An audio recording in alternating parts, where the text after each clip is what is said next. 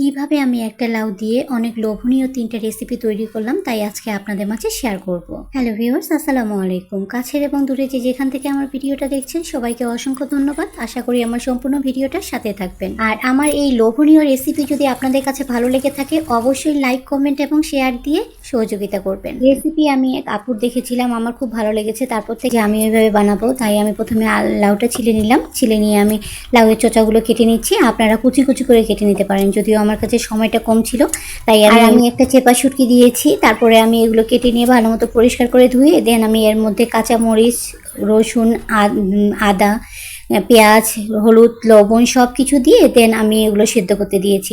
এরপরে আপনারা দেখতে পাচ্ছেন এই যে কুচি কুচি করে কাটছি, আমি কিন্তু আসলে বটি দিয়ে ঝিরি করে কাটতে পারি না, তাই আমাকে এইভাবে কাটতে হচ্ছে।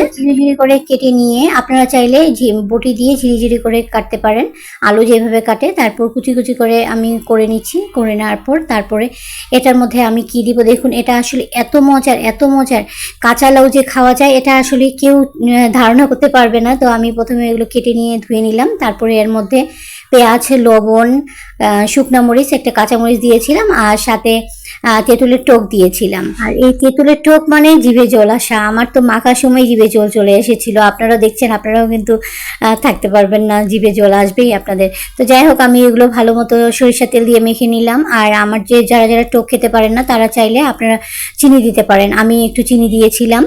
তো এত মজা হয়েছিল আপনারা খেয়ে বুঝতে পারবেন, না খেলে বুঝতে পারবেন না। আপনারা একবার হলো ট্রাই করবেন, আর যত শক্তি আছে শক্তি দিয়ে মাখাবেন। আমি দেখুন কিভাবে মাখাচ্ছি।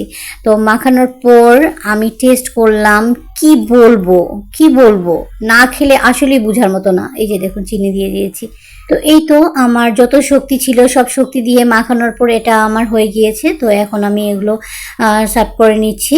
এদিকে আমার লাউয়ের ছালগুলো যে সেদ্ধ করতে দিয়েছিলাম সেগুলো সেদ্ধ হয়ে গিয়েছে। আমি এগুলো ব্লেন্ড করে নিব, কারণ পাটায় পেশার মতো আমার আজকে সময় নেই। আমি এগুলো ব্লেন্ড করে নিয়ে দেন আমি সরিষার তেলের মধ্যে পেঁয়াজ দিয়ে ভেজে নিয়েছিলাম, কিন্তু দুঃখের বিষয় আমার ভিডিওটা হারিয়ে গিয়েছে, মোবাইল থেকে খুঁজে পাচ্ছি না, তাই আপনাদের মাঝে শেয়ার করতে পারলাম না।